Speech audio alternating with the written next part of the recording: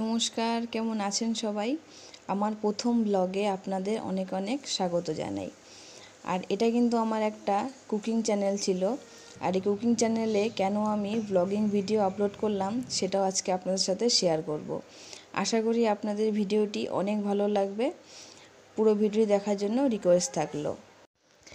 এখন ঘড়িতে সময় সকাল 10টা। আর বেদ আমার ছেলে, 6 মাসের ছেলে, ও এখন ঘুমিয়েছে। আর ও ঘুমিয়ে থাকতে থাকতে কিন্তু আমার সব কাজ করতে হয়। তো এখন আমি আগে রান্নাঘরে যাব, রান্নাঘর যতটুকু কাজ আগিয়ে রাখা যায়। তো আজকে দুপুরে রান্নার জন্য হবে করলা ভাজা, বেগুন ভাজা আর আলু বেগুন দিয়ে কাতল মাছের ঝোল করব, আর করব পাট শাক ভাজা। ভাত কিন্তু আমি আগেই বসিয়ে দিয়েছি, ভাতটা হয়েও গেছে। আর ওদিকে কিন্তু আমার ছেলে উঠেও পড়েছে, এদিকে উঠে পড়েছে। এখন রান্না বান্না বন্ধ করে আগে ওকে তেল মালিশ করে স্নান করিয়ে দেব। আর এখন বাজে প্রায় 11:15।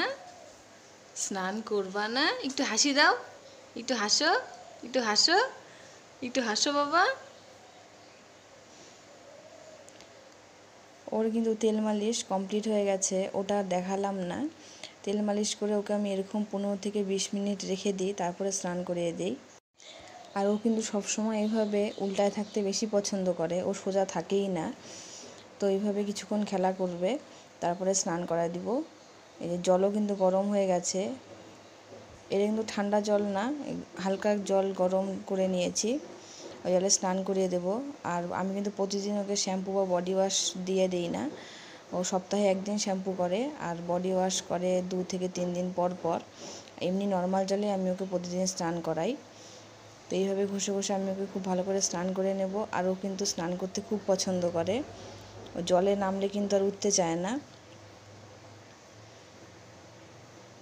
তা আপনাদের কার কার বাড়িতে ছোটো ছোটো বাচ্চা আছে এরকম, আপনারা অবশ্যই কমেন্ট করে জানাবেন যে আপনাদের বাচ্চাদের বয়স কত। স্নান করা কিন্তু কমপ্লিট হয়ে গেছে, এখন আমি খুব ভালোভাবে গাটা মুছে দেব। আর এখন যেহেতু 4-5 দিন থেকে প্রচণ্ড গরম পড়েছে, তাই কিন্তু ওকে আমি বডি লোশনও ইউজ করি না, আমি শুধু মুখে একটু ক্রিম লাগিয়ে দিই। আর সাবান শ্যাম্পু যেহেতু এখন দেওয়া হয় না, সেহেতু স্কিনটা একটু তেলতেলাই থাকে। যেদিন বডি ওয়াশ দেই বা মাথায় শ্যাম্পু করি, সেদিন কিন্তু আবারও শরীরে বডি লোশন লাগিয়ে দেই। আর ও কিন্তু একদমই কান্নাকাটি করে না, ও খুব শান্ত বাচ্চা, চুপচাপ থাকে একদম। আর স্নান করানোর পরে কিন্তু ওর ঘুম পেয়ে যায়। আর কিন্তু এখন কিন্তু ও ঘুমিয়ে পড়বে আবার। আর ও ঘুমিয়ে পড়লে তারপরে কিন্তু আমি রান্না করতে যাব। ও জাগনা থাকলে কিন্তু আমি বেশি কিছু করতে পারি না, কারণ ও একা থাকতে চায় না। ও কান্না করবে না, কিন্তু ও চায় ওর আশেপাশে সবসময় কেউ না কেউ থাকুক। ওকে এখন ড্রেস পরিয়ে রেডি করে খাইয়ে তারপরে ঘুম পাড়িয়ে আমি রান্নাঘরে আবারও যাব। আর ও যেহেতু এখনও সলিড খাওয়া শুরু করেনি, ব্রেস্ট ফিডিংই করে, তাই কিন্তু আমার তেমন কোনো এখনও ঝামেলা হয় না ওকে নিয়ে। তো ওকে আগে রেডি করিয়ে দেব, তারপরে বাকি কাজ করব। ও কিন্তু একদম রেডি হয়ে গেছে। কাজলটা আমি এখন দেইনি, কারণ কাজল দিতে দিবে না, ও ঘুমাবে তারপরে কাজল দিয়ে দেব।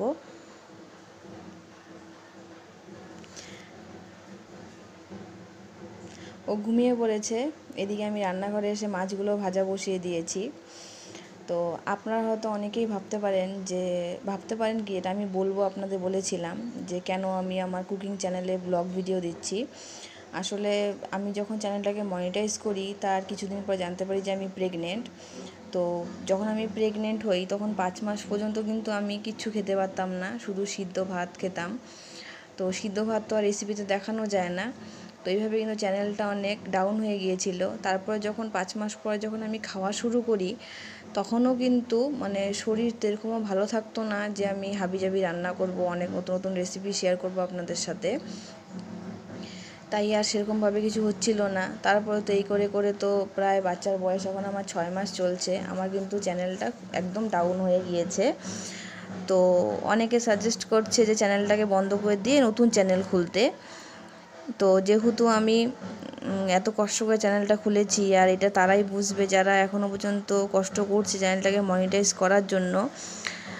তো তারাই বুঝবে যে একটা চ্যানেল মনিটাইজ করতে কতটা কষ্ট হয়।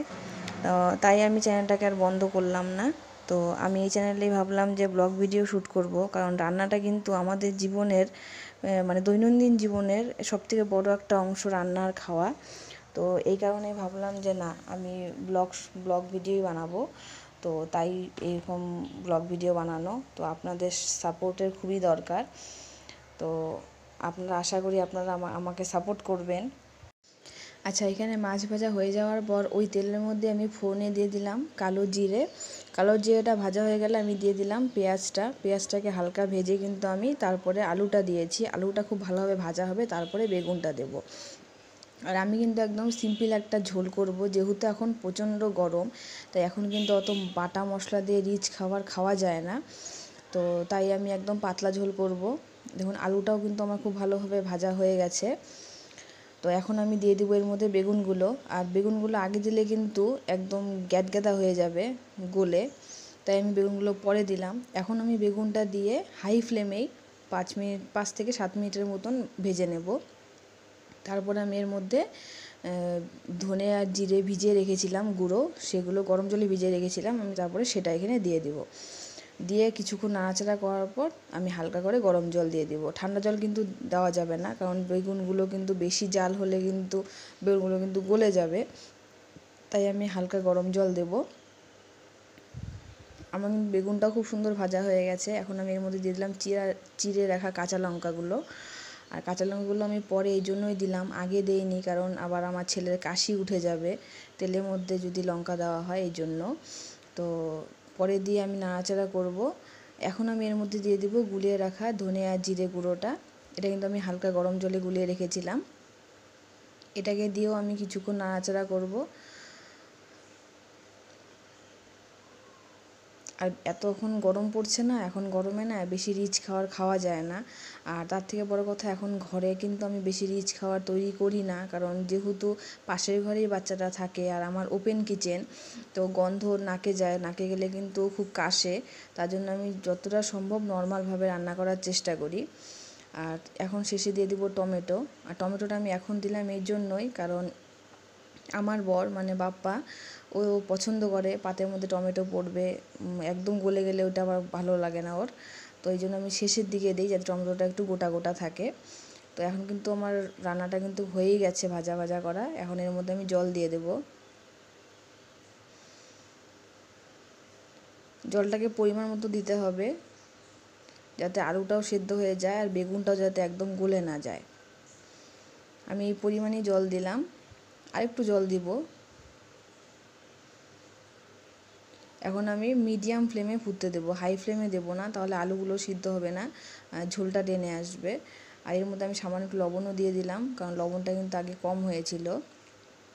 আর হলুদ কিন্তু আমি আগে পেঁয়াজ ভাজার সময়ই দিয়েছি। তো ঝোলটাও জাল হয়ে গেছে, আর বাইরে প্রচণ্ড হাওয়া, তাই জানলাগুলো বন্ধ করে দিয়েছি। এখন মাছগুলো দিয়ে দিলাম এর মধ্যে। মাছগুলো দিয়ে আমি আরও হাই ফ্লেমে 5 মিনিটের মতন ফুটিয়ে নেব। তারপরেই কিন্তু কমপ্লিট হয়ে যাবে মাছের ঝোল। আপনারা কিন্তু বাড়িতে এভাবে অবশ্যই একবার ট্রাই করবেন, দেখবেন খেতে কিন্তু অসাধারণ টেস্ট হয় এইভাবে কালো জিরা দিয়ে মাছের ঝোল। আর আলু বেগুন কেন, যে কোনো সবজি দিয়েই কিন্তু এইভাবে রান্না করলে কিন্তু ভালো লাগে। আলুও কিন্তু খুব সুন্দর সেদ্ধ হয়ে গেছে। মাছের ঝোলটা কিন্তু এখন একদম কমপ্লিট হয়ে গেছে। এখন আমি মাছের ঝোলটাকে নামিয়ে নেব। এখন কড়াই ধুয়ে বসিয়ে দিয়ে আমি তেল দিয়েছি, তেলের মধ্যে আমি দিয়ে দিলাম হলুদ আর লবণ। এখন আমি এর মধ্যে বেগুনটা আর করলাটা ভেজে নেব। আর করলাটা কিন্তু আমার জন্য, আর বেগুন হচ্ছে বাপ্পার জন্য, কারণ ও করলা একদমই খায় না। আর আমার হাতে যখন সময় না থাকে, তখন কিন্তু আমি এইভাবেই তেলের মধ্যে লবণ আর হলুদ দিয়ে তারপরে ভাজি। ওই আগের থেকে মেখে রেখে ভাজা আমার সম্ভব না, অত সময় নষ্ট করার। তো এই জন্য কিন্তু, যেহেতু একা মানুষ, আমি একাই আমার সব কিছু করতে হয়, বাচ্চা সামলাতে হয়, রান্না বান্না সংসার সব আমার একাই করতে হয়। তাই কিন্তু আমি যতটা দূর সম্ভব মানে সময়টাকে বাঁচানো যায় ততটুকুই চেষ্টা করি। আর ভাজা হয়ে যাওয়ার পরে কড়াইয়ের মধ্যে আর একটু তেল দিয়ে আমি ফোড়নে দিয়ে দিলাম রসুন। রসুনটা খুব সুন্দর করে আমি ভেজে নেব।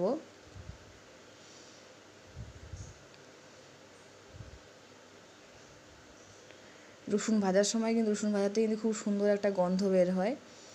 রসুনটা ভাজা হয়ে গেছে, এখন আমি পাট শাকগুলো দিয়ে দিলাম। আমি পাট শাকের একদম আগার যে ডগাগুলো হয়, ওগুলো ছিঁড়ে নিয়েছি, তাই আর কুচি কুচি করে কাটিনি। আর এর মধ্যে আমি এখন পরিমাণ মতো লবণও দিয়ে দেব। পরিমাণ মতো লবণ দেওয়ার পর হালকা একটু জল বের হবে, জলটা টানিয়ে নিয়ে কিছুক্ষণ নাড়াচাড়া করলে কিন্তু শাকটা রান্না হয়ে যাবে। আর শাক রাঁধতে কিন্তু বেশিক্ষণ সময় লাগে না।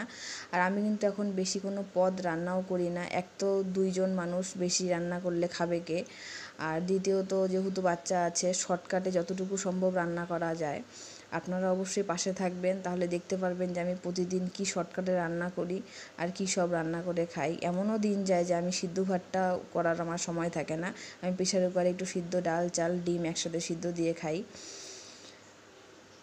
তো শাকটা কিন্তু আমার অলরেডি রান্না হয়ে গেছে, দেখুন 1 কড়াই শাক মুজে কতটুকু হয়ে গেছে। এই যে নিচে যে হালকা জলটা আছে, জলটা টেনে আসলে কিন্তু শাকটাও আমার রেডি হয়ে যাবে রান্না করা। রান্নাবান্না কিন্তু একদমই কমপ্লিটই হয়ে গেছে বলতে গেলে, আর কিন্তু রান্নার মতন কিছু বাকি নেই। তো শাকটাও আমার কমপ্লিট হয়েই গেছে, আর শাকটাকেও নামিয়ে নেব।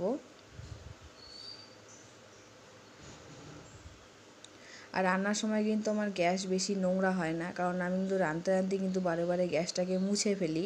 যেটুকু গ্যাস তেল মানে গ্যাসের মধ্যে তেলে জলে ছিটা পড়ে আমি তো সঙ্গে সঙ্গে মুছে ফেলি, তাই কিন্তু আমার গ্যাস বেশি নোংরা হয় না। শাকটাকেও তুলে নিলাম। এখন আমি হালকা করে গ্যাসটাকে আর গ্যাসের টেবিলটাকে মুছে নেব।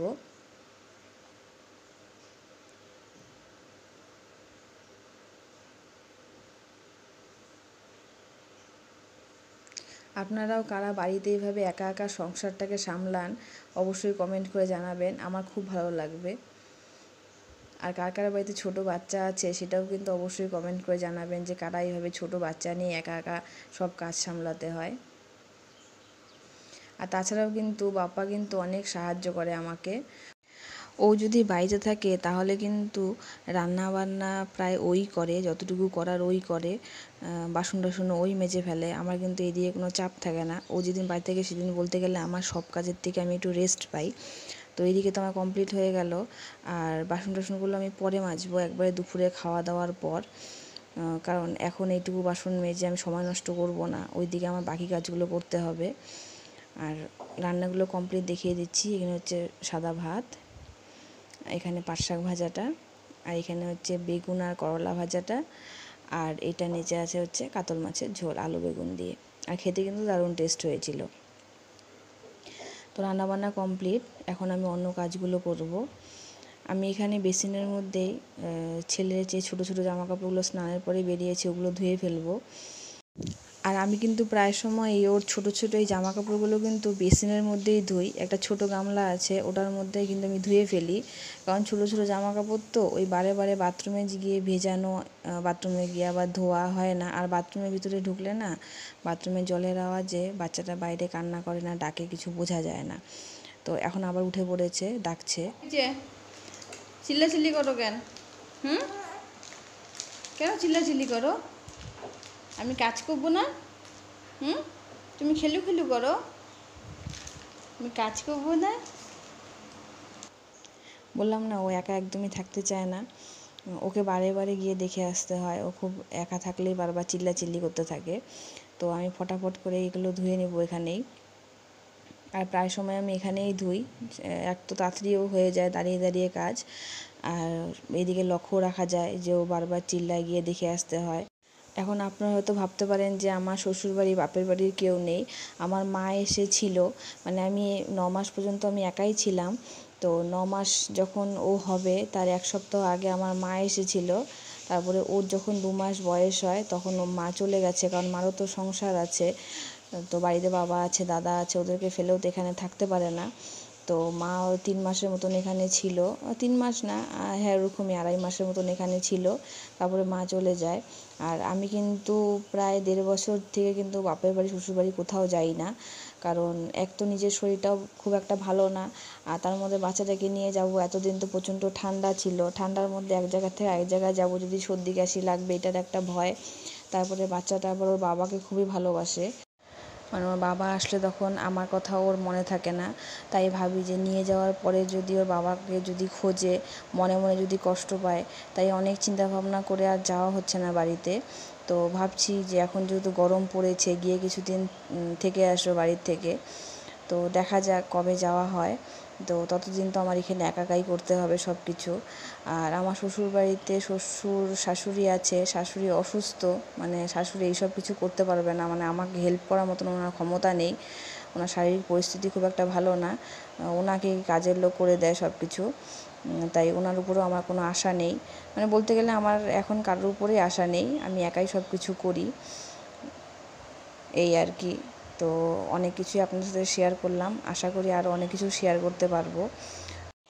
আর আমরা এখন যেখানে থাকি এখান থেকে আমার শ্বশুরবাড়ি বাপের বাড়ি দুটোই কিন্তু ডিস্টেন্স মাত্র 1.5 থেকে 2 ঘন্টা, মানে আমার শ্বশুরবাড়ি বাপের বাড়ি দুটোই কিন্তু 10 মিনিটের দূরত্বে। আর আমরা এখানে থাকি হচ্ছে কর্মসূত্রে।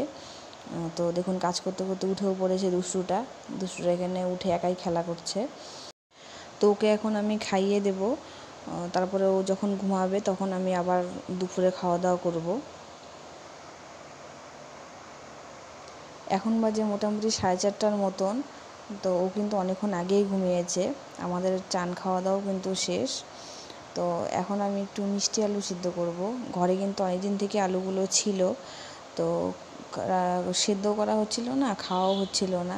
তা ভাবলাম আজকে যেহেতু হাতে একটু সময় আছে, তাহলে আলুগুলোকে একটু সেদ্ধ করি, সন্ধ্যার সময় খাওয়া যাবে। তো আলুগুলোকে সেদ্ধ করে নেব, আর কিছুক্ষণ পরে সন্ধ্যাও দিব, সন্ধ্যা লেগে যাবে। আজকে একটু বাইরে বের হলাম না, যেহেতু ঘুমিয়েছে, তাই ঘরেই কাজগুলো কমপ্লিট করব। আর এখানে কিছু জামা কাপড় আছে যেগুলো সকালে ধোয়া হয়েছিল, ওগুলো ছাদের থেকে নিয়ে এসেছি, এখন এগুলোকে ভাঁজ করব।